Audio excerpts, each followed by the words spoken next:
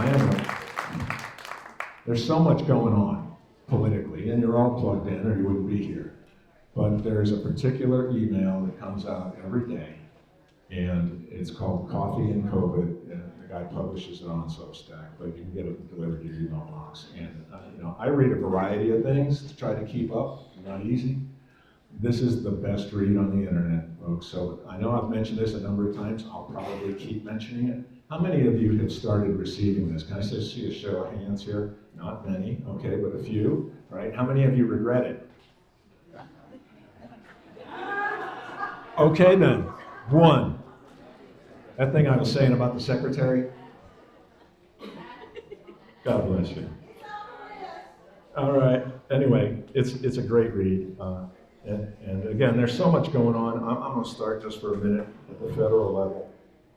We'll get to state in a second.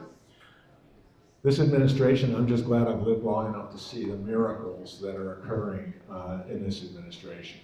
Trump and his team of all-stars is just phenomenal. And as some people have put it, last year was the year of preparation. This year is the year of action. And the things that we've seen, okay, it's a Thursday. Since Saturday, what have we seen? Well, another assassination attempt, okay, if it's a day that ends in Y, they're trying to kill Trump, okay, for good reason, because he's a threat to the powers that be.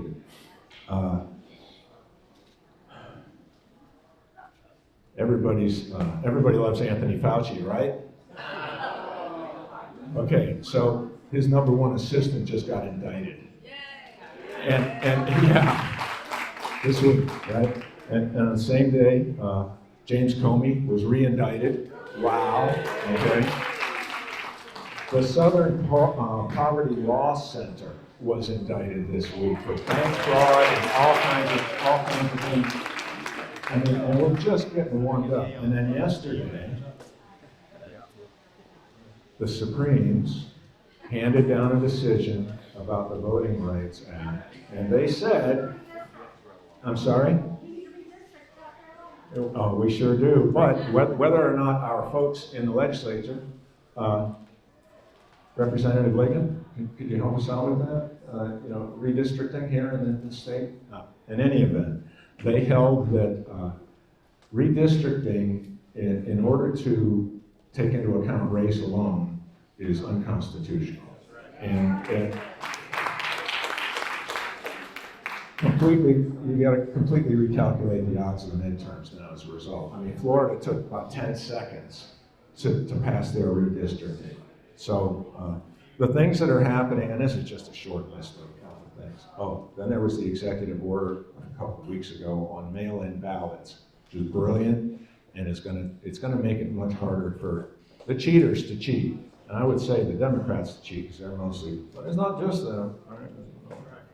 So anyway. The things that are happening, as I say, what a time to be alive, folks, and to be paying attention. So that's the federal side. The other day I was at an event, how are we doing? Okay. The other day I was at an event, David Pascoe, he's running for Attorney General, one of the three guys, he's running for the Republican nomination to run for Attorney General. And there are three people running. It's an open seat, obviously. Alan Wilson's running for governor. And one of the big complaints, or one of the knocks on him, is that he's a Democrat. Well, he was until 10 minutes ago. He has been a prosecutor down in the Orangeburg area. He's been a Democrat. He's run as a Democrat. He said Democrat things. And now he's running as a Republican because it's statewide. If you run statewide in South Carolina, well, it's better if you're a Republican. I think that's safe to say. So he is. And so some folks brought that up, and he had some things to say about that. But I have something to say about that because, as you may know, I personally have endorsed him, right? The organization has not endorsed anybody yet in regards to that race or otherwise, but I personally have endorsed him.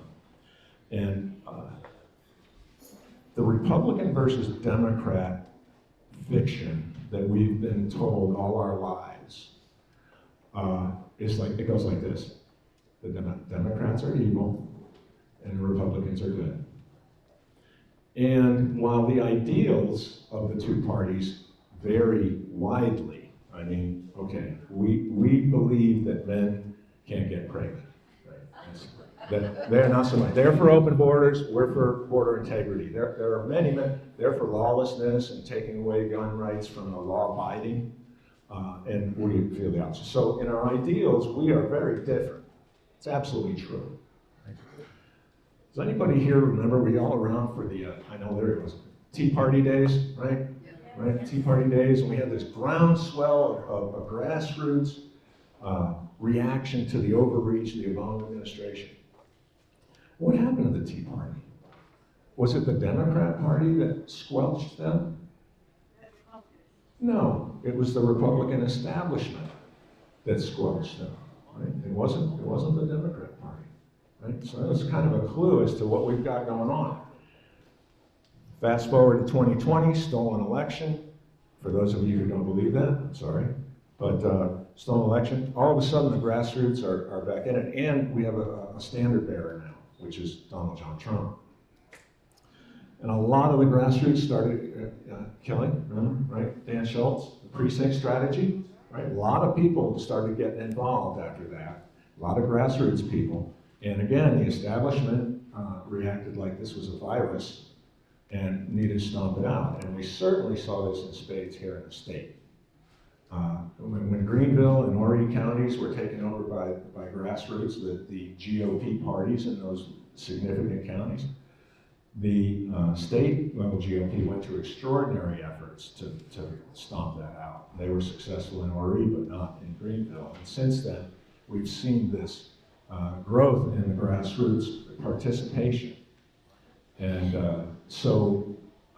but it's the same dynamic. The establishment doesn't like it, right? They're happy to have us knock on doors and contribute and that kind of thing, but otherwise, y'all go back to sit down and shut up. So it's not really R versus D for us. It's really grassroots versus establishment. And especially in a very red state like this one, that's the fight, is right there, right? Now I know you got a blue state, you got a different deal, but that's our deal. So I wanted to take a few moments to kind of explain my view on that. Last thing, and then I'm ready to hand this over. I remember July 1st of 2023, Donald John Trump came and held a big rally in Pickens, South Carolina. And I mean, it was 100 degrees, and they estimate 50 to 55,000 people were there in Little Pickens, which population 3,000. So it's a huge rally for Trump, and it's 100 degrees. People are sweating, falling out. Of course, Trump's there in his suit. Midday, no problem. Going 2 hours, whatever. I don't know. And he had some guests. He had the governor come up, and then he had the senior senator come up on stage. It was a classic. Y'all know? You know what happened, right? 7 straight minutes of booing from the crowd of the senior senator. And when he tucked tail and ran, Trump got back up there and said, "Oh, he's not that bad." So Trump knows that we really don't care for that guy. And I think he probably knows why. And he also knows all of the times that Lindsey Graham has said things that run counter to his interests. And too many to name. I know you guys know very well the story. But so people are curious. Then why would he endorse that man? Right? Why would he go ahead when he knows that we don't care for him at all, and he knows that he's been less than supportive of Trump throughout. Why would he endorse him? Well, you may have noticed that when he won in 2024, he also won a very narrow majority in the Senate. No room for error And, you know, you've already got McConnell and Collins and Murkowski who are, you know, we got 53 seats. You already got 3 that you're bound to lose on just about anything. And he's trying to get stuff done. Can't afford to lose another. My own view is that Lindsey Graham made a mistake. Instead of running for re-election, he should have just demanded the deed to Mar-a-Lago, and Trump probably would have said yes.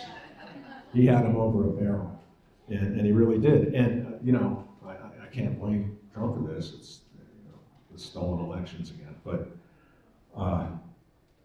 we got the one big beautiful bill. He's chair of the Finance Committee. What do you think happens to that bill if he's not supporting Trump? Right? We got Hegseth. Needed J.D. Vance to come in and break the tie. Right? You lose one more vote, you don't get Hegseth. What do you get? I don't know. Something else. So the point is, Trump couldn't wait until 2027 to get somebody else in there. He's got to deal with what he's got to deal with right now, and he made the horse trade calculation, and you know it's working. So to me, it's I very much understand how we ended up here, but it doesn't erase July 1st of 2023 in Pickens County in the least little bit. And so I think we have the best opportunity that we've had since he's been going to Congress to send him home and let him, you know, go do something else with his life. Go stay in Tel Aviv, right? And whatever it is he wants to do. And so that is all by way of a long-winded, I'm sorry for that, but sometimes I get going, and long-winded introduction to our first speaker here tonight. And in order to introduce him properly, I'd like to ask Paul Dance to come up. Thank you, Scott. Great to be with you. For those who don't know me, I'm Paul Dance. I was formerly a candidate for United States Senate for this very reason which Scott was talking about. Those boos heard around our state, really around the world. I ran for US Senate and recently pulled out of the race and endorsed Mr. Mark Lynch here. And I'm here to tell you why I did that. And really, you know, I pulled out of the race for the same reason I got in it. To get Lindsey Graham out of Washington. I felt so strongly about this. I'm an original MAGA guy, a Trump original, and I'll tell you a little bit about my background. But this is right in front of us, people. As Scott said, it's never been closer. And I really believe with Mark here, he has the resources, we're going to get this done. So my speech really is not only to introduce Mark, but to tell us all, this is ours to take, and we all have to do it. My family and I put a lot into this, and we're going to make sure we get it across the finish line. So today you came in, you probably looked twice at somebody who said, is that Willie Nelson? No, that's my father-in-law, Fred Bowers, here. So you know Fred and Carrie. Fred and Carrie are stalwarts of York County and Republicans, and I am, of many things, her favorite son-in-law. Her only son-in-law. But I like, you know, this has been great running for Senate. I go around and people ask me, well, you don't have really the accent. How'd you get to South Carolina? And I said, well, my in-laws settled here. They actually escaped communism and they came here to South Carolina. And they're like, wow, that's an incredible story. What, you know, Eastern Bloc country did they come from? And I'm like, oh no, they just retired from Charlotte, Mecklenburg and moved to Fort Mill. So I came down here, you know, like all good son-in-laws do, and we settled here. We started first by mooching off the in-laws. We moved in. I married a Carolina girl, and that's how I ultimately got here. Best in the world, Carolina girls, as the song goes. A very pointed disagreement between myself and Lindsey Graham on that score. But look, we have been very fortunate right here in York County, in Fort Mill. This is a real piece of America. It's the one that I grew up with, the one that has brought many people here. So I often say, well, I'm a South Carolinian by choice, but American by the grace of God. And, you know, for those of us who weren't born here, we have to fight to protect the values that we came here for. And so that's really why Mark Lynch is going to be our guy. So much here to say, and I don't want to take up too much time, but I went around this state, and, you know, I just couldn't wrap my brain around the idea of sending Lindsey Graham back to Washington. He was one of the drawbacks for moving to South Carolina. I mean, this is a guy, you know, I was, back up, I'm an MIT grad, and forgive me, a lawyer, but had been, you know, I met my wife, who's this famous ballerina up in New York City, Fred and Carrie's daughter, and we were running a business there, 2.2 kids, or 2.5 kids at the time. And we just had to check out. We had to come down and be among family. And now we just had our 5th baby here a month ago. And you realize how good this country is and how off track we are. And people like Lindsey Graham, they're the root of this whole thing. These are people who left us alone, checked out decades ago, and are concerned with foreign countries. So that's why we need a US Senator that we can trust, someone who actually has our value system. I've gone around the state, and the issues I championed, before I got out of this race, I talked to Mark and I said, these are what's really important to me, and I think the people of South Carolina, are you going to be a champion for them? And he's given me his assurance he is, because, you know, the more you go around, and I've been on the stage with Mark a lot, at first, you know, you're this competitor with the guy, and you're like, I think he's taking my stuff. I was saying that. And then I'm like, I actually think he and I think a lot alike here, you know, and you come to realize, no, we're actually on the same side. So that's a really important thing. I think, you know, honestly, money is a big thing in this world, and we put a lot of resources in it. Mark's been blessed. He's a very successful businessman. This is a tough climate to run against that Trump endorsement. But Mark has the resources to do it, and that's what's really critically important in this case. We all have to get behind him. We should all donate to Mark Lynch after this. But we don't need to match Lindsey's war chest. This is dirty money that he has, but we need to get behind Mark. So briefly, you know, I talked about our farmers, critical, that we have to eat healthy. We have to support local farming again and get healthy farming again. And that's starting right now with the glyphosate debate, but really about putting our next generation back on the land. We have to get this next generation building with their hands again. Shop class in every middle and high school. We need to get them ready for this next generation. We need to get China out of here. We need to rip the Chinese farmland off and put it in basically a trust for use for Americans. So these are major things. We're going to move forward on crime. Everyone should feel safe. And these are things that will have immediate impact. So look, at the end of the day, we have about 40 plus days or so till the 9th. This is the most critical election. Mark isn't on the ballot. All of us are, okay? This is a test of the grassroots.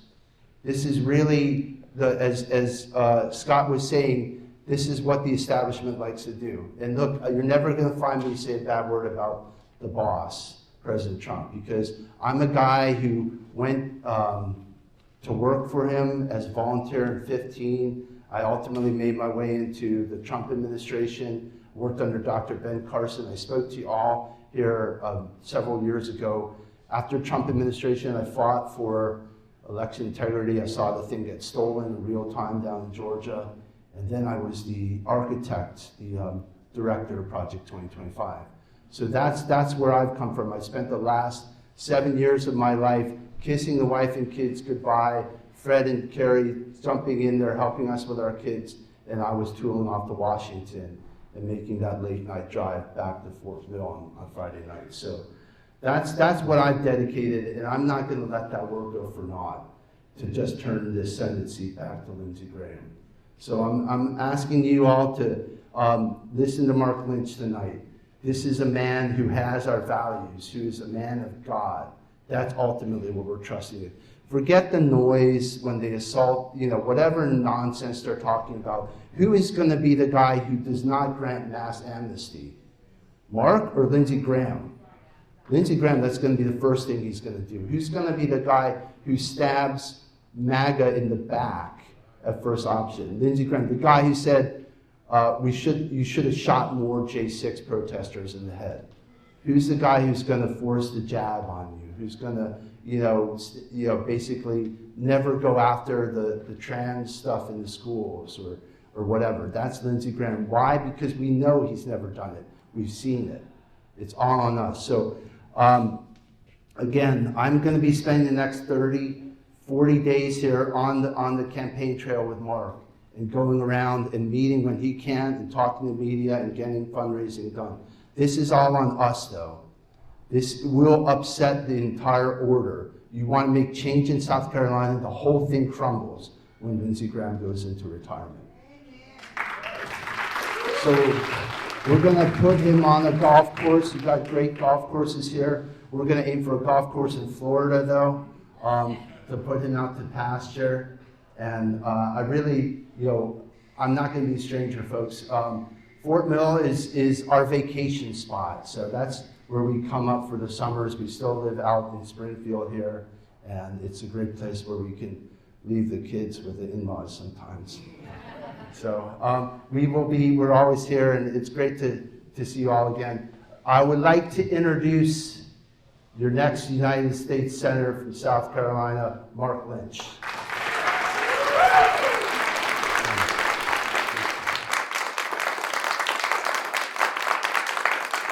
That's a unified Republican Party leader right there that will endorse me and do what it takes.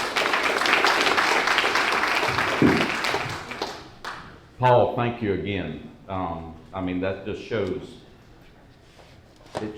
humility and doing the right thing, and I appreciate what he says. It's all about still his main focus is to remove a traitor in Lindsey Graham. So thank you for that. I'm Mark Lynch, and who am I? I'm a successful businessman, but first, I was born in Greenville. I'm a lifelong South Carolinian. I'm married to my wife, my love of my life, Sarah, 38 years. She's my chief handler. She's a big reason why we're in this. When we prayed about it and all and made the decision to do it, she said it's time to burn it to the ground. Everything's messed up. So she's a total patriot. But we have 2 children, 4 grandchildren, all of our families saved. I was saved at 11. I went to USC, majored in advertising and public relations, came home. I'd worked in my father's business all my life, doing sweeping floors to sales and running the company. And we formed a buy-sell agreement. It's a furniture, bedding, electronics, appliance store in Greenville. We're in our 74th year. I took it over in 1985, and our business has grown 35 times since then with God at the center. We have a chapel, 2 pastors on staff. We teach the Word of God on Tuesdays and Thursday mornings, and because our staff is our most important assets. I'm an ordained deacon in our church, and so it takes godly character to go to D.C., to the swamp. My wife and I have done mission trips all over the world, in Haiti and Liberia and Central African Republic and Bogota, Colombia. The next mission field God has for us is the swamp in D.C. But how did I get into this? I met a man named John Guambillo in 2014, and he was the head of the anti-terrorism division of the FBI, fighting the Islamic infiltration in America after 9/11. He worked closely with Phil Haney, the Homeland Security Director, that Obama fired and pushed out to sea and canceled all of his work, and later he was murdered. This is dangerous work. That's this flag I have is the organization called Allied Security Intelligence Group, and we still serve them. So we've been doing this for years and teaching our local police and SLED and FBI for a long time, and having public educational meetings in churches for several years and educating hundreds of people. People asked me back in 2019, after doing that for 5 years, you need to run for office. And I said, you need to take a drug test. I don't have any motivation in doing this. But families prayed over me. We met, and on January the 1st of 2020, with a couple of state senators and their families and local people in the community, they asked me to run for office for a state Senate seat. I agreed, I ran, we lost by 5%. Our campaign team met at the end of the, after the primary, and talked and said we still want to stay in the fight, so we formed the United Patriots Alliance group, and we started exposing voting records. This is what we put out, so you can see how your House representatives, state senators, and congressmen in South Carolina voted. You can also go to this Freedom Index and see how Lindsey Graham voted, right? And all the people in Congress in D.C. And it's eye-opening. That's the whole thing. So people seeing our work we did during COVID, when we had to fight, I had to fight the police and OSHA and DHEC in our store. They were trying to shut us down, but the big box stores could stay open. You know, churches had to close, but abortion clinics could stay open, and liquor stores. Is anybody paying attention? You know, I told the police, if you're going to arrest me, do it. Give me that news story. I had to tell DHEC, I don't have an appointment with you, and you work for me. I pay your job salary through our taxes, and I got stuff to do, right? So we had to resist. And I finally had one of the city police officers call me one day, and I said, Eric, this is one of the guys I know in Greenville City Police. And I said, leave us alone, you know. He said, Mark, I'm like you. I don't wear the mask. This is all stupid. I said, it is. He said, but you have the most complaints in Greenville. And I said, Eric, listen to me. If we fall to second place, then you come see me in person. So, you know, we lost big sales. You know, in our store, we can write up a sale for $75,000 for the appliances going in the home, and the furniture, and the bedding, and the electronics, and outdoor patio stuff, and grills. And we had liberal customers and Democrats. They might have seen a Trump hat, and then they saw we weren't wearing masks, and they would tear their check up. And our salespeople said, can we just wear the mask just to appease the customers? I said, no. We're not going to give those optics that's trying to destroy the country and the whole world with a lie. And you know what? God blessed us for every one of those people that stormed out and said, y'all are all crazy, you're super spreaders. God blessed us with 20 more customers that said, we will always do business with you. So it takes faith to hold the line on stuff like that and trust. And our salespeople were like, Mark, come on. I said, no, hold the line. We're not doing it. And they all saw. And one of the biggest months we'd ever had at that point of our history was March of 2020. It was the biggest month we'd ever had, any single month, ever. That was incredible. And it was a ghost town everywhere, right? I'd leave work after locking up the store and driving home at 7:30 at night, and there was tumbleweeds everywhere. There's one sheriff patrol over there, and I'd wave at him, and the rest of the city's blacked out. It's weird, but we dealt with that and got through it. So I'm running, and you know, Scott, thank you for what you said. You know what one of the biggest problems we're having across the state is the establishment. There are groups that have blocked me, and I'm sure Paul too, that wouldn't let us come speak at their group. They're protecting Lindsey Graham. It's crazy. And we've broken through some of that and gotten in, and the groups found out what their chairman and their EC and everybody was doing. And there was like a revolt happening in the group. And they said, I'm glad you came. And we got invited to Christmas parties, and we could speak in January and February at different groups that had blocked us. And you know, 75-80% of the room would leave with our signs and write checks and buy hats and everything, and said, I'm glad you got in here. We needed to hear from you. And we've heard from a lot of people that were true Lindsey fans, and I asked them, if you say you're a Republican, I'm calling on Republicans to be Republican again and honor your oath of office, you cannot vote for Lindsey Graham. So his voting record, there's just 4 things. There's so much negative stuff about Lindsey, and I'm not here to bash him, but he's one of my employees, and I get to talk about him and review him with you because I pay his salary. So there's a big pink elephant in the room, and we need to call it out and say it what it is. He's not a rhino, he's a traitor, and I'm going to tell you why. So he's betrayed South Carolina, and he's betrayed America and Donald Trump, and when we post his voting record everywhere, he has a 57% constitutional voting record lifetime. Failing. His conservative review, Liberty score, 43% lifetime score. Failing. Club for Growth score, lifetime, 65%. Failing. Heritage Action score, 56% lifetime score. Do we need to talk about anything else? Yeah. Well, let's talk about his oath. Our forefathers knew we were endowed by our Creator with certain God-given unalienable rights. And the first right is the right to life. And he sends out a direct mail piece that he's pro-life, and he's got the endorsement by 3 fake pro-life organizations. And I had one lady just get in my face and chew me out because she worked for one of them. I said, you need to know who you work for. Susan B. Anthony Group, South Carolina Citizens for Life PAC, and National Right to Life. Why are they fake pro-life organizations? Because on his United States webpage, for the Senate webpage, he's for murdering, unless words mean something, abortion's a soft word, it's murder. I'm 100% pro-life. Life begins at conception. And if a mother that's pregnant is killed in a car accident, it's a double homicide. But it's not if we kill the baby for some other reason.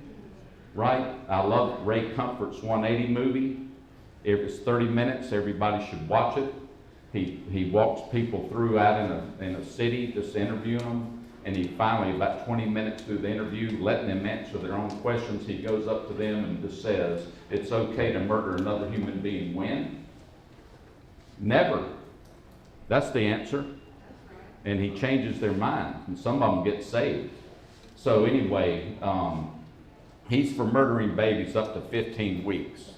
And another thing we show when we show a PowerPoint, he voted to put your tax dollars, putting you into a blood pact with Satan, to fund Obamacare and Medicaid, to pay Planned Parenthood for an abortion up until the moment before delivery in 9 states. So these are some of my points I'm talking about in my platform. I'm 100% pro-life. That is wicked, evil stuff. And we've murdered over 64 million of our own. Now, we had a Rasmussen poll that came out towards the middle of March, and Lindsey Graham was polling at 41%, under 50. I was at 21. Paul was still in the race then, and there's a percentage of undecided.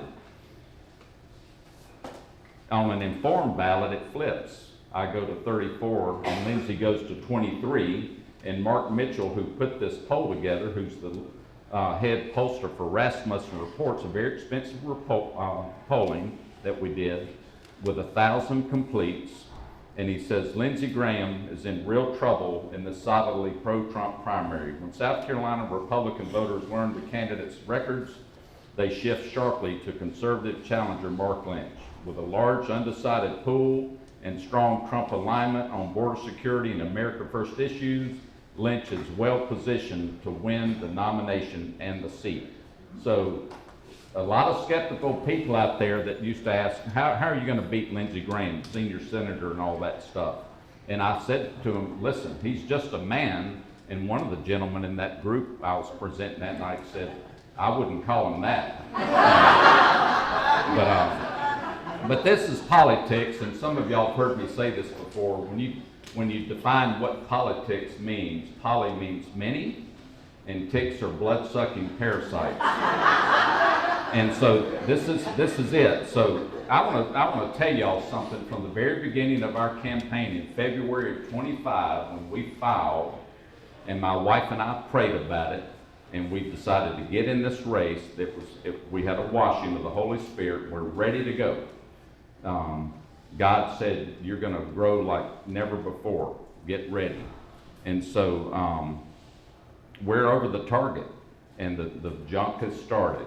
But we talked about this on my website. One of the first things we created was the About Mark information. And we put out a video today to help answer some of these questions. Back in 1984, when I had been hanging around the wrong crowd of people for a few years, I got into a mess and I was arrested for a cocaine felony trafficking charge. That's right. It was horrible.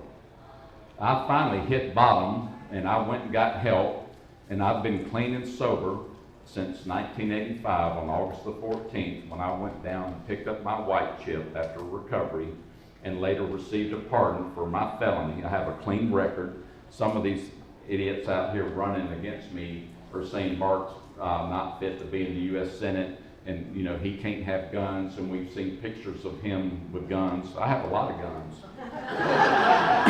And I know how to shoot well. And I've been to long-range precision shooting targets, and we've shot targets at 2,000 yards. And we have a shooting range on our property, and I can train you to be a good shooter. My wife, when we first started dating, she said, why do you have all these guns, 40 years ago? And I took her out shooting. I was showing off with an M4 and a 12 gauge and a 45, the 3 calibers you should have. The 4 Gs, God, gold, German Shepherds, and guns. And she put up with it, but then about 10 years ago, she said, I think I want to get a gun. And I felt her head, and I said, are you all right? And I taught her to shoot, and she carries a pistol, a 9mm, and it holds 19 plus 1 in the chamber, and 2 extra 19-round clips. She's well armed, because I'm not with her all day, and I want to make sure my wife has the same opportunity to come home like I do. And a couple of years ago, and I'm 100% for the Second Amendment. I spoke all over the state 2 years ago. We had a big event in our parking lot at our appliance store in Greenville. The Second Amendment shall not be infringed. What else do we need to talk about? And I'm tired of paying state people in Columbia fighting for constitutional carry. That's such a waste. We've had it since 1776, and it's ratified in 1791. But we're having coffee one morning, and we're looking out into the meadow, and I said, Sarah, if something were to ever happen, these walls are just concealment. They're not covered. A bullet will come through those walls. She said, they'll go out the walls too. I've already thought about that. I love you. You're awesome. She said, if you come home and find me dead, you're going to see a lot of others that you find. So Lindsey Graham's voting record, his stance on life, he doesn't even honor the first unalienable right. When we go a little further, why do I say traitor? We have an article that came out by Breitbart News Organization, and it talks about how he was the chairman of USAID, the United States Agency for International Development. Trump closed it last year. There were still millions of more that got out. Where did the money go? Since 2007 to 2024, Lindsey has funneled through NGOs working directly with Hamas and Al-Qaeda $122 million to fund enemies of this country. Do you hear me? Yes.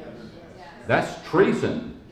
He's received $4.6 million from AIPAC. I won't take a penny from AIPAC. As a U.S. Senator, I work for America. I love Israel. I stand with Israel. My King, my Lord and Savior, Jesus Christ, was a Jew, but I work for America. So that's a complex topic, but we're bankrupt too. A lot of people ask about all that. And as a businessman, I know how to run a calculator. We're $39 trillion in debt, and I'm ready for these men and women to come home from Iran. We can't get into any more needless, endless wars that aren't to defend America. I'm glad what Trump did. I'm glad. The reason I got into this industry again was fighting Islamic infiltration in America and in South Carolina. And we brought up the fact in York, one of the first of 132 Islamic training centers is right here. It's called Islamville. Go to YouTube and watch the report from over 20 years ago, and nobody that's been in the government at Lindsay's level or at the state level has done anything about it. I'm gonna do something about it, and I'll ban Sharia law at the federal level for the whole country. And they're finally talking about Ilhan Omar and Rashida Tlaib and all that stuff. These guys that I work for have been persecuted to the hilt. Lindsay led the charge on the Russian collusion hoax to try to get President Trump put in prison, and General Flynn, and Roger Stone, and Peter Navarro, and all these guys. And who are those guys? And John Guandolo and all of them that I've worked with since 2014. They all worked their butts off in the Reawaken America tour to help Trump get elected again. That's who they are. Peter Navarro said, I went to prison for you for 2 years so you don't have to. We have corrupt politicians that are fighting against America. And then one more thing about Lindsay is he's the budget chairman. He's done a great job at 39 trillion and growing, right? He doesn't know how to run a calculator. I do. But in the fourth quarter of 25 in December, in the first quarter of 26, he voted again and put $5.67 billion. That money could have helped our veterans.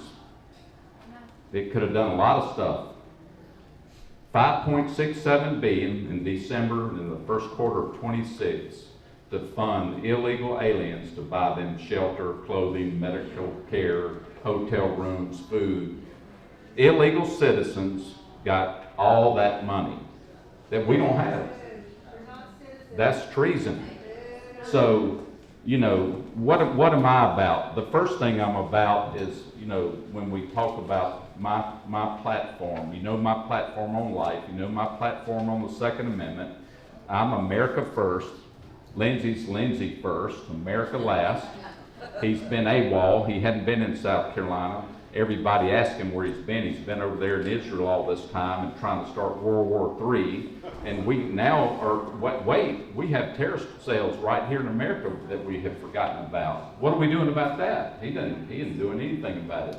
He's funding enemies of America with your money. That's called civilization jihad in the Quran, right? So I'm about the Epstein files. These children need to have justice for what was done to them on Epstein Island. We're not forgetting that. I'm about bringing back the rule of law. America's furious that we are not arresting people. We need to go back further to Hillary about what she did in Benghazi. They took calls from April, and Obama and Hillary and all those people just let it lie. Don't answer the phone. Stevens and all of them are calling over there, busting through the walls. Y'all seen the movie, and it was horrible. What happened? Is this time? It's cut out. Anyway, so we've got to bring back a finishing for the Epstein files. We have to put an end to the theft of our tax money with these needless, endless wars. I'm not about that. America's tired of sending our sons and daughters. And that's what Lindsay said. I'm coming back to South Carolina finally, and I'm going to take your sons and daughters and bring them over here to the Middle East. No, you're not. And then we see them playing around, probably fishing for little children with a bubble wand at Disney World, right? And so we made a video. One of my guys ordered a bubble wand from Amazon, and we did a video to present Lindsay's personal bubble wand to him for his retirement.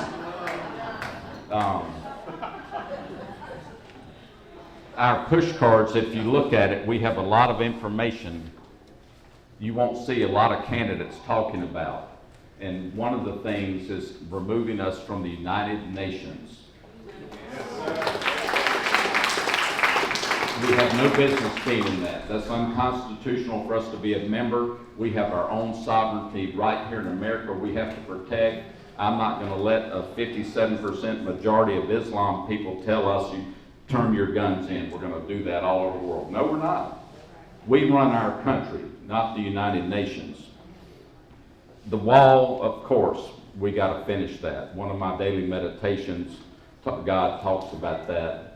If we don't have boundaries in our personal lives, we become like nations without walls and borders, open for complete ruin and devastation. Paul talked about it. Our governor is allowing the sale of our land in South Carolina to China. What are we doing? What farmland we might have had, they own? No, we need to do what one of the other people did in Congress and cancel those laws, cancel those negotiations, cancel those contracts, and take that land back from China and say, hey, you know, we're sorry, we made a mistake. That's over. We're taking it back. America first. We've got to bring our manufacturing back to America. We have to end H-1B and opt visas.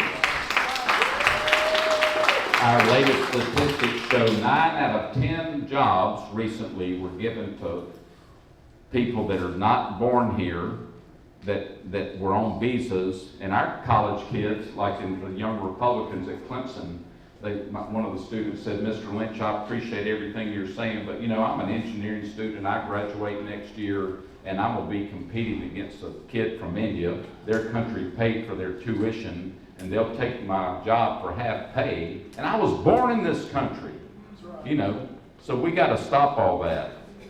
The Federal Reserve needs to go away. Yep. That's a group of the richest families in the world for the New World Order. And back in 2008, they took another payment. We woke up and $300 billion was stolen. Where is it? And we got to come back and back our dollar by gold and silver. I don't know if that's old-fashioned. I think that's God's method of running an economy, because we don't know how much there is. It takes blood and sweat and tears to get to it.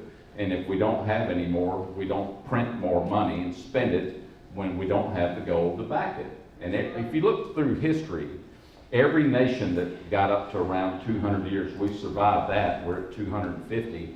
When they fell and their economy bankrupt, it started back up again with gold and silver. China understands that. They're buying all the gold and silver there is. They understand it. We need to get back to that too. Am I running out of time? Okay, so the last thing I'll say again is the rule of law means a lot to me, and we've got to start locking up people. And I talked about this months before Pam Bondi was removed in March and April last year, in June and July. We heard she had a list back in February. Okay, what are we doing?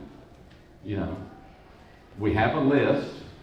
Let's start the indictments and court hearings and prosecute these people and deal with it. Everybody's watching the same thing on the news. It's a mockingbird thing. Our news sources are controlled, and we don't get the truth. I'm glad we have people that have started documentaries and podcasts, and we're able to see the truth from other locations today.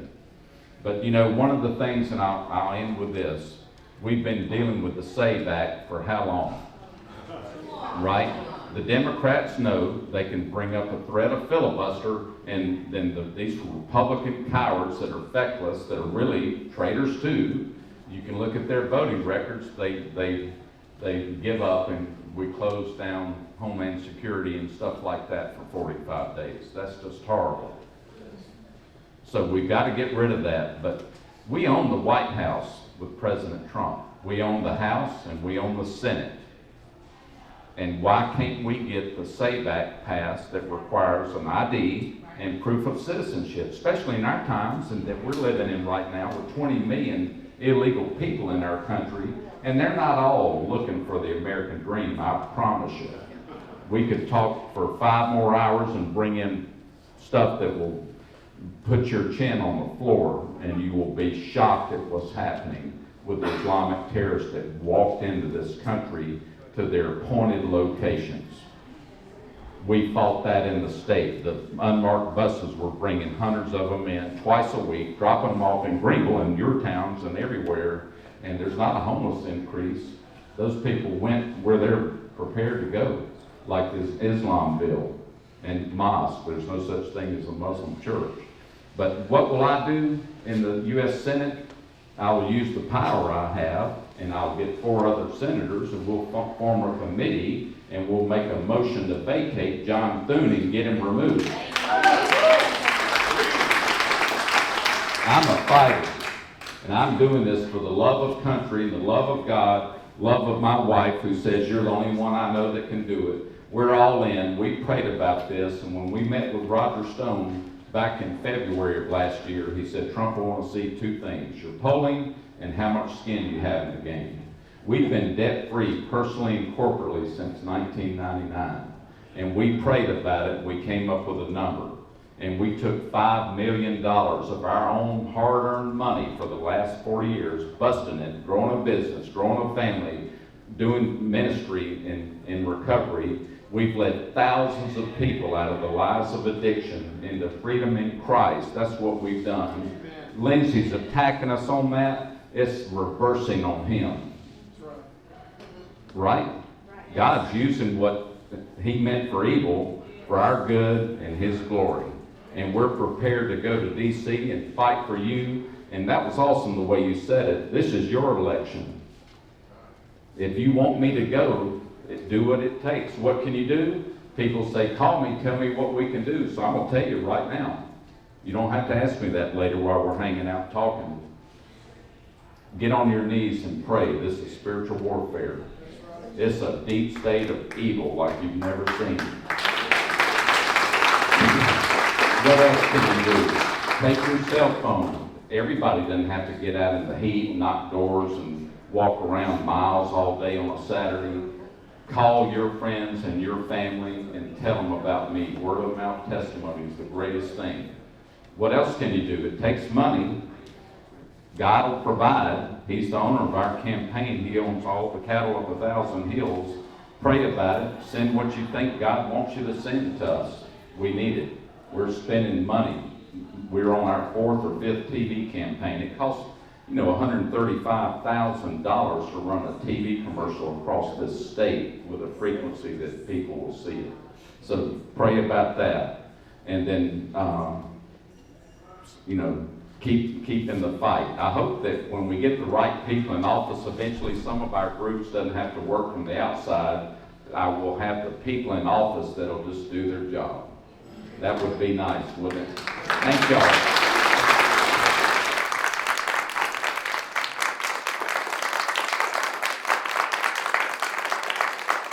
We talked about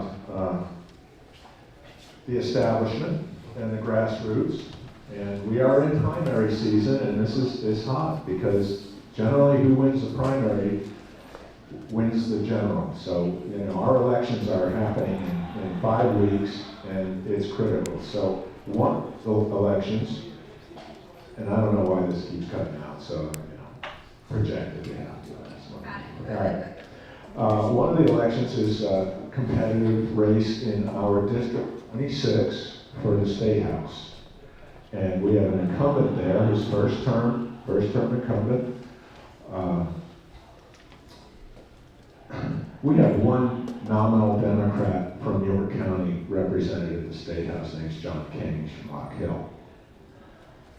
David Martin, who's the current representative in 26, well, he makes John King look like a conservative.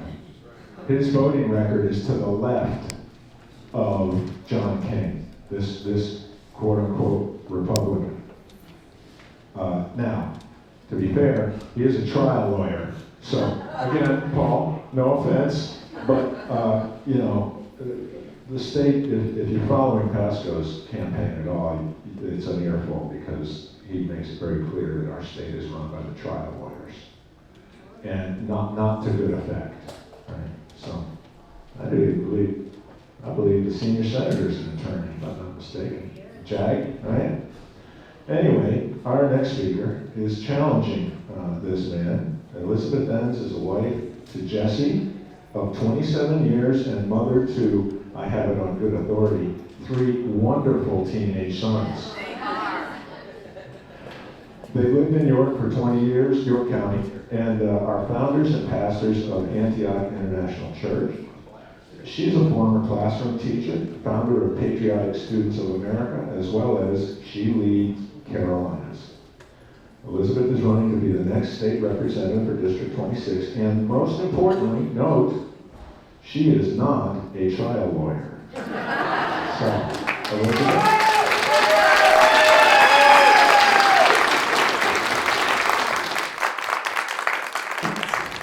Thank you. It's great to be here with all of you. And I want to thank you for being here tonight. When I first started going to the State House to testify for and against different bills and to bring our voice to the State House, there was a gentleman that came up to me and he looked me right in the eyes and he said, "Thank you for being here." And he said, "Because you have to show up to win." And so I want to thank each of you for showing up tonight, because we are going to win this. We are going to take back our state. We are making a difference here in York County. We are making a difference across the state because we're paying attention. And when we pay attention and we hold our representatives accountable, they don't always like that, but when we hold them accountable, then it actually forces their hand. And we saw that in the DOT bill that they were voting on this week, and then changing things at the very last minute, even though they worked on it in committee for a really long time, and they brought forth this terrible bill that really wasn't going to help us with our road situation. And so the grassroots put a lot of pressure on. We got the word out in all our different spheres of influence. And then when it was being debated, the amendments that were coming forth, there was so much pressure on it, and these people who want to be reelected, they changed that. They brought in some amendments. Now the bill is not perfect, and it's maybe not even close enough to perfect, but it's way better than it was last week. And so that's because of you. That's because of the grassroots. That's because you showed up. So thank you. So I'm running, and those of you who have known me for a little while, you know that I ran for this particular office 2 years ago. And I would like to say that David ran against me because I made it very clear to the community that I was going to run. But the establishment did not want me just to have the open seat. And so they needed to find someone to run. And so they found a criminal defense lawyer, a trial lawyer to run, because we need more lawyers in Columbia, as we heard. I was really hoping to keep this funny, to keep us, because we're an evening, so, you gotta stay awake so you catch those little jokes. My kids were saying this week, how do you know what? Oh, I'm terrible at telling jokes. They were talking about, how do you know if the person doesn't get the joke? And they're like, they're the last one to laugh. So don't be the last one to laugh, because then people will know you didn't get the joke and you weren't paying attention. But anyway, as I am running, this time I am running against him because he is in office.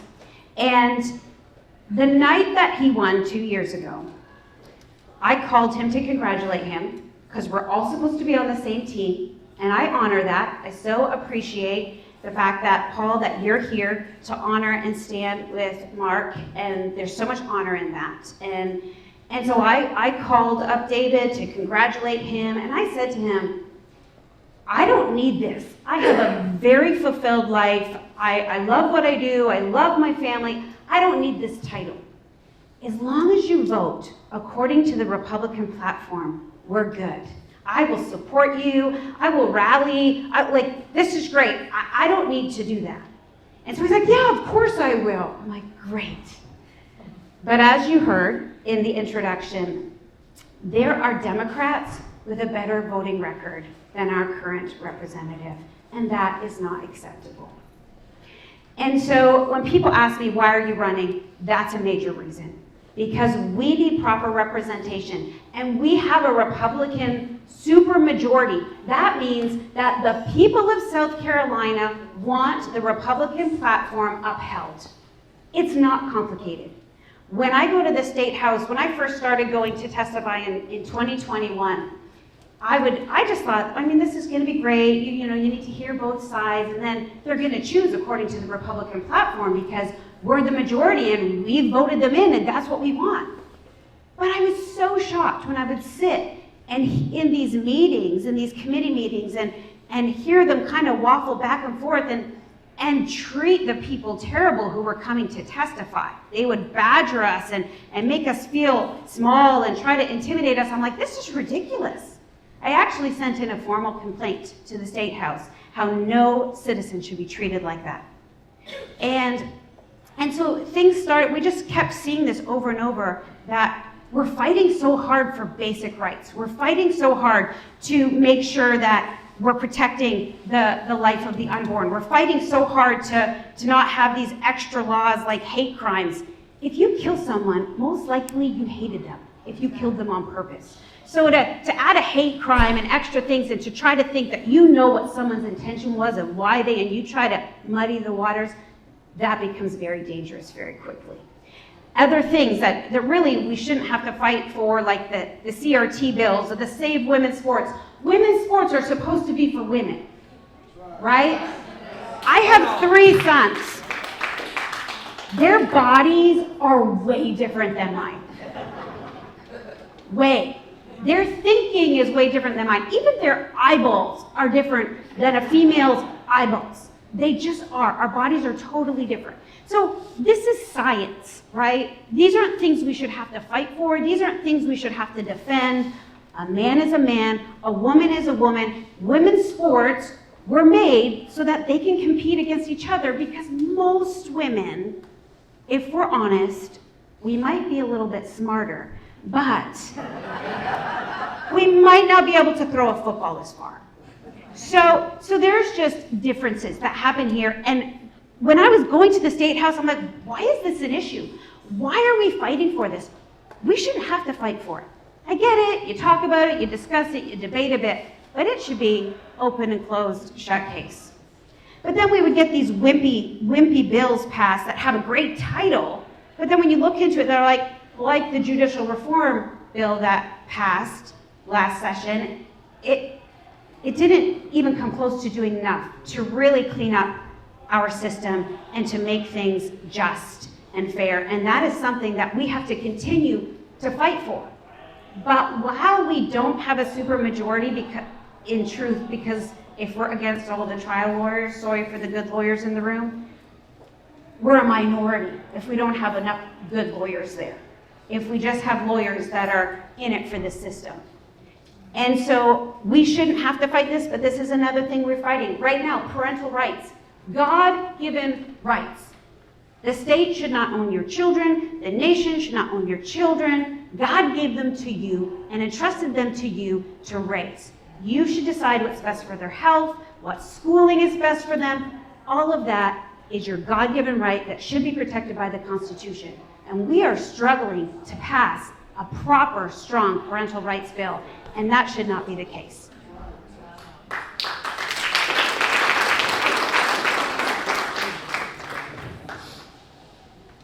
My opponent put forth an amendment on the parental rights bill that tried to remove parents' right to sue a teacher.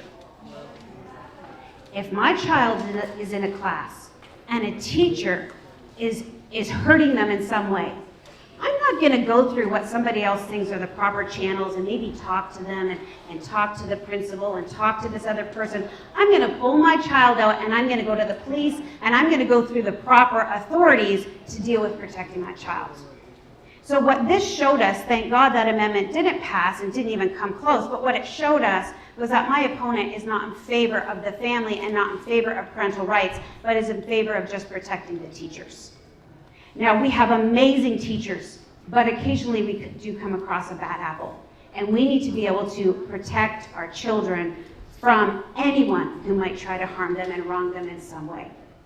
So these are, when people ask me, why are you running? These are the kinds of questions that come up.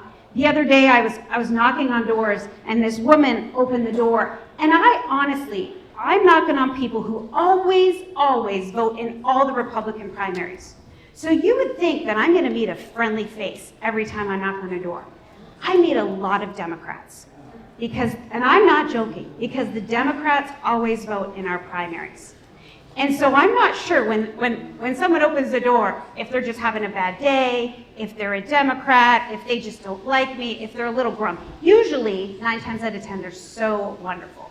But this one lady answered the door and she was grumpy. And I'm like, okay, as we will, we'll just put her down as a Democrat. It's okay. But it actually turned out that she was a strong conservative. She was just so fed up with sending people to Columbia or sending people to DC and because of what they said they would do, and then them doing the opposite. And them not standing up and being honest about what they said that they would do. And so she's like, tell me why I should vote for you.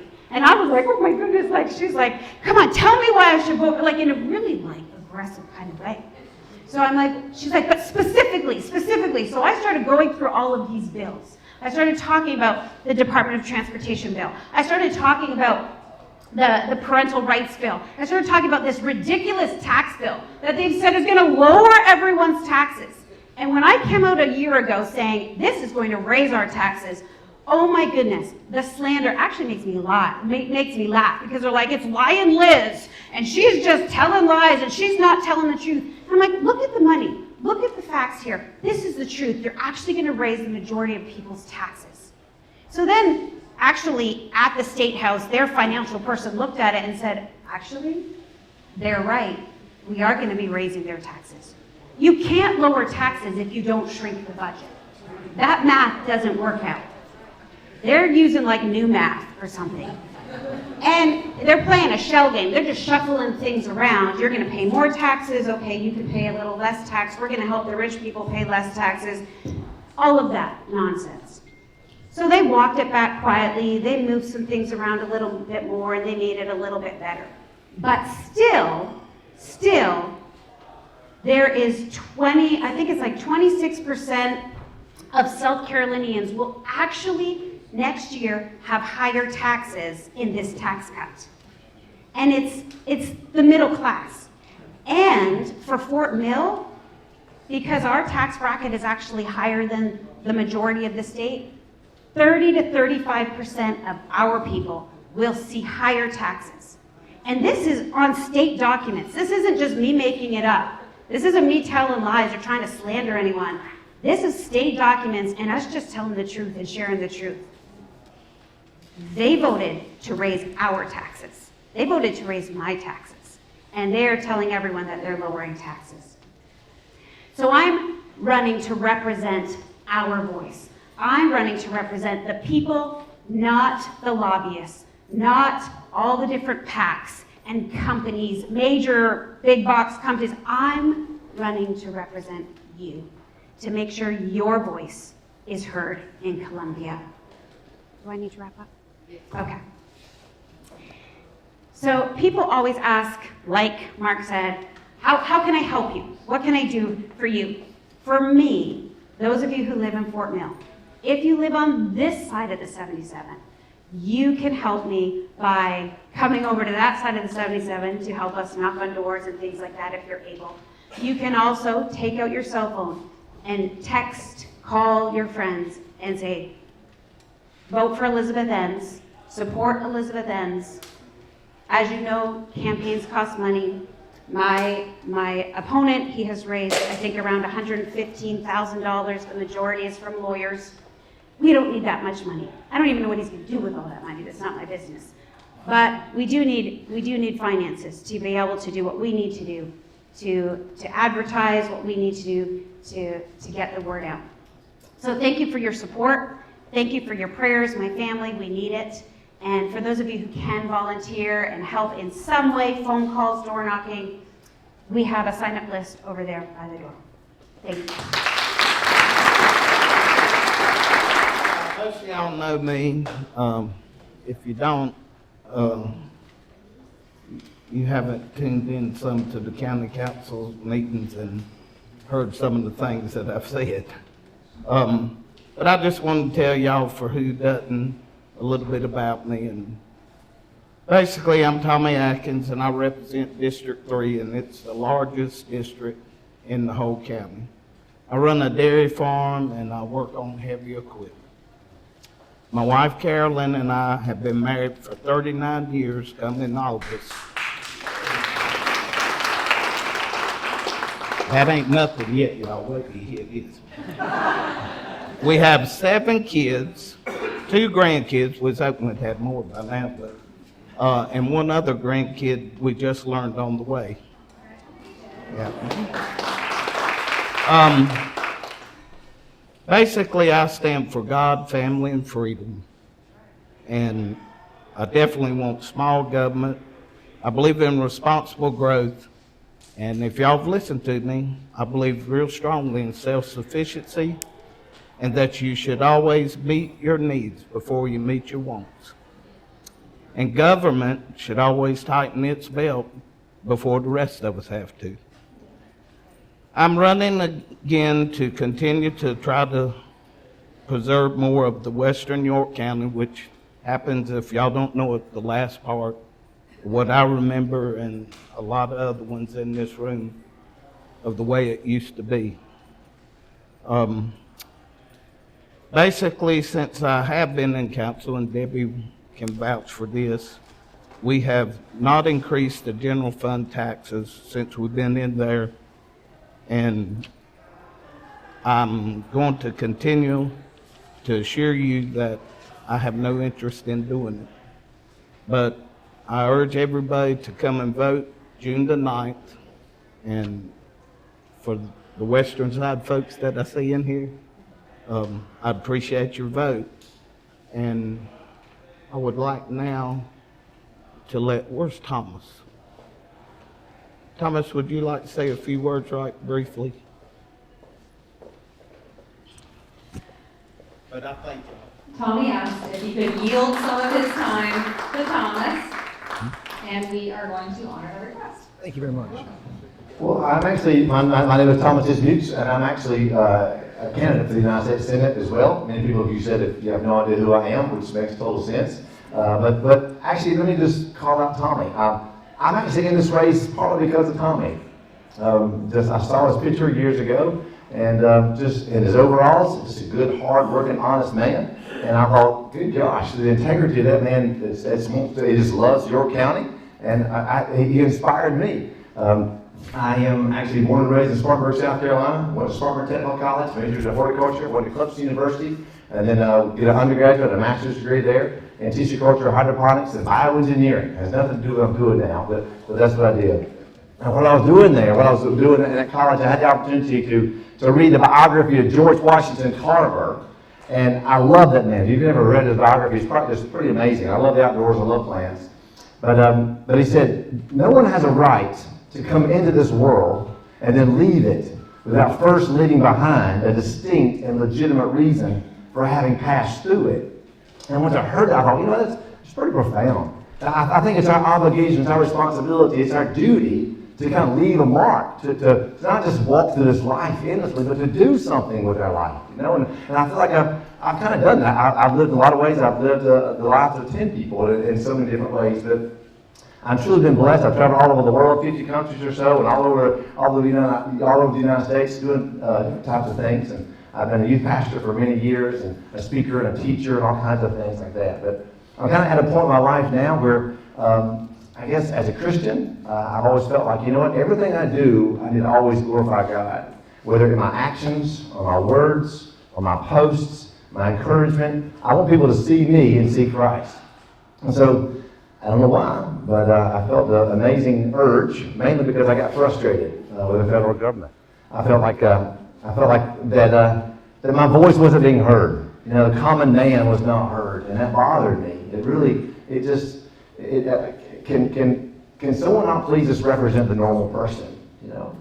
So that's kind of where I am. I entered in this race. It's just crazy. It's almost like a David and Goliath situation. I get that. I totally get that.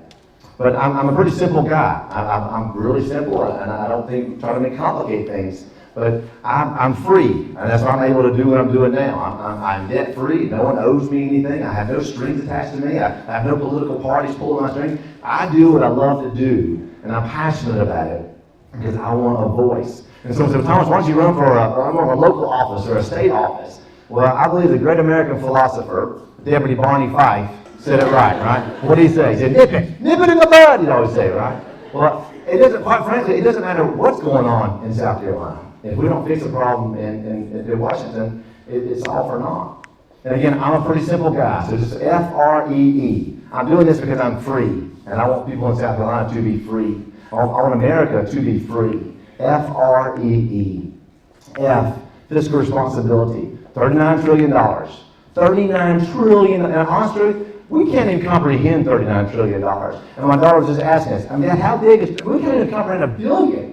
Because $39 trillion is $111,428 each that we're now paying. Fiscal responsibility, freedom, free.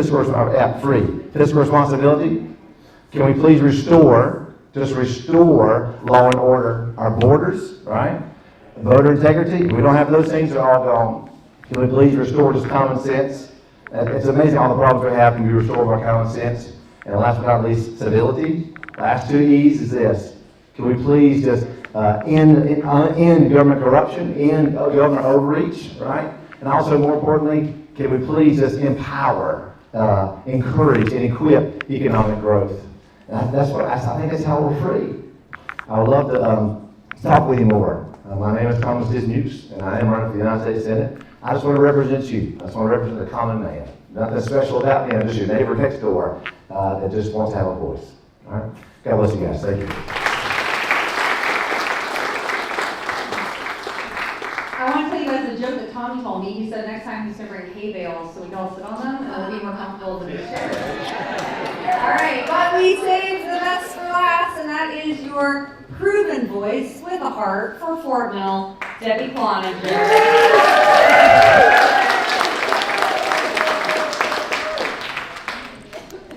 Got it? Okay. Yes, best for last. Okay. We have some special folks here tonight that did not get recognized. I would like for our first responders to please stand up.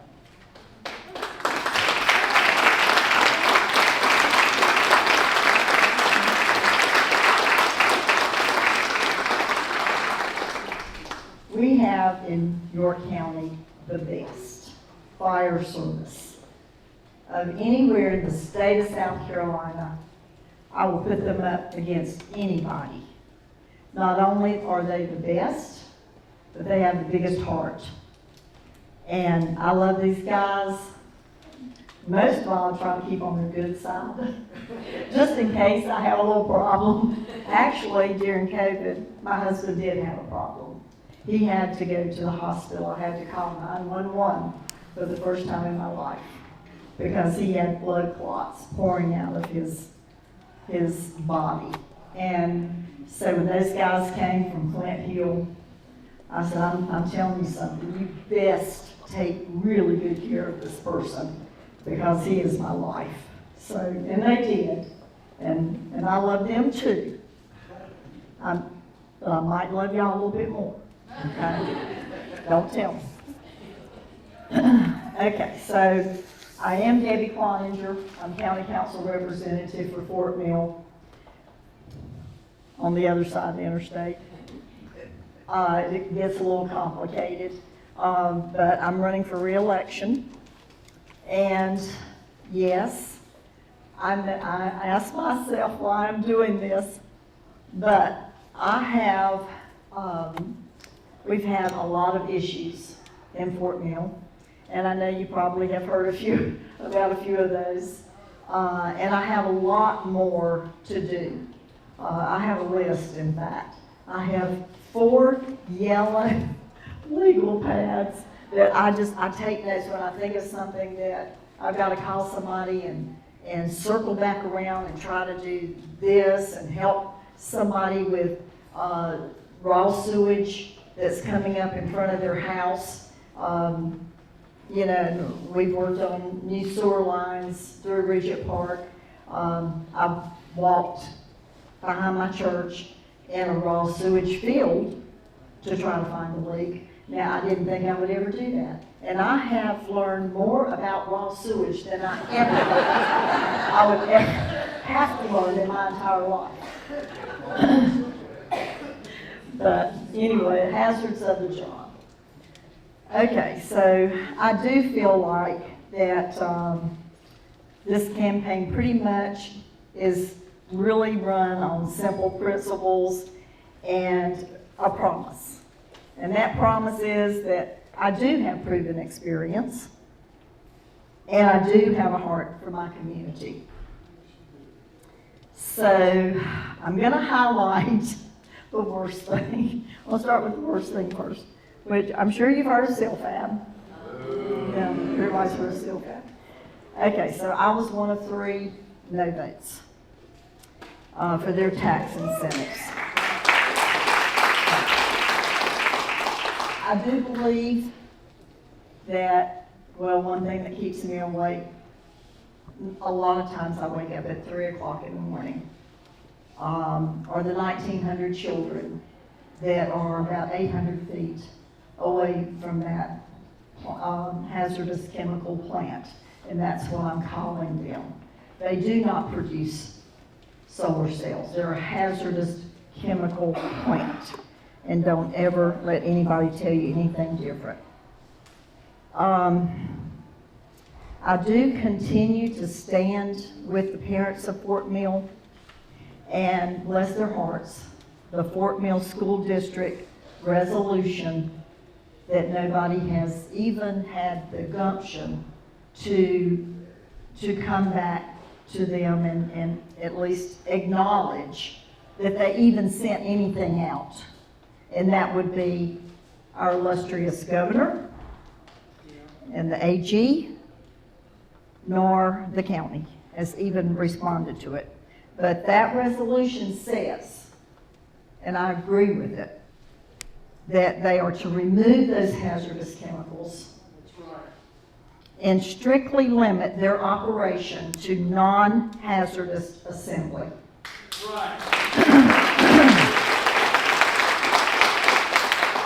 They're on a light industrial land, light industrial. They can assemble all they want to, but they cannot have hazardous chemicals on that land. That makes it heavy industrial, and they're not on heavy industrial land. So I would like for them to slither away in the middle of the night back to Canada. And I do mean slither. Okay, so now the next fun thing that Tommy and I, oh, by the way, Tommy is, you see this ear right here?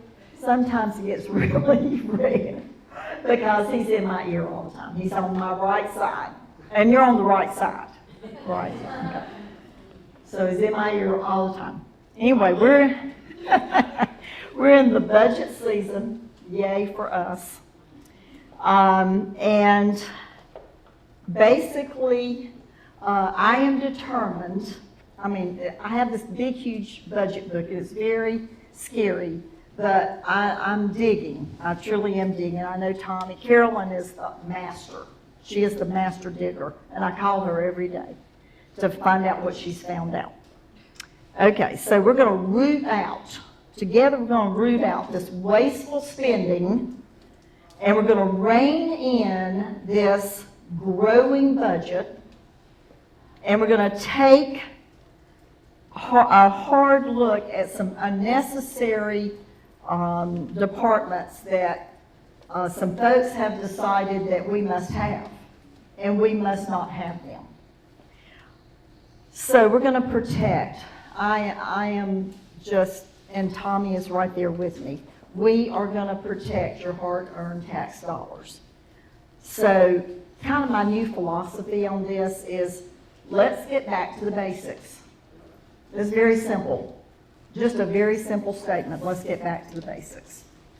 So I know you guys probably have some questions for me, but it's late. I have to go to the bathroom. I'm sure y'all have to. So, wait a minute, I'm not quite finished. Okay.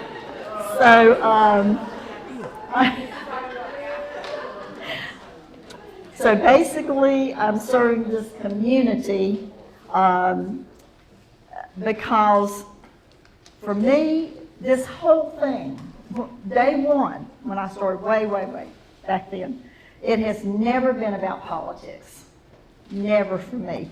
It is always about the people. And anybody that wants to run for office, if you will keep that simple thing in your mind, you will always be successful. Because after all, if it wasn't for y'all, I wouldn't be up here. So it's always about the people and having a heart for them and listening to their issues. And CILFAB, I've had mothers call me, we cry together. I've had grandmothers call me, we cry together. And we talk about the fact that their property value has gone to the dogs and they're having to move because they don't want to put their kids in that school. It just goes on and on, but anyway. Okay, so what I need for you to do, this is your homework. I ask you to stand with me supporting this campaign with your time, your voice, and I do need your financial support. And I thank you, and God bless you, and thank you for believing in the future of District 7.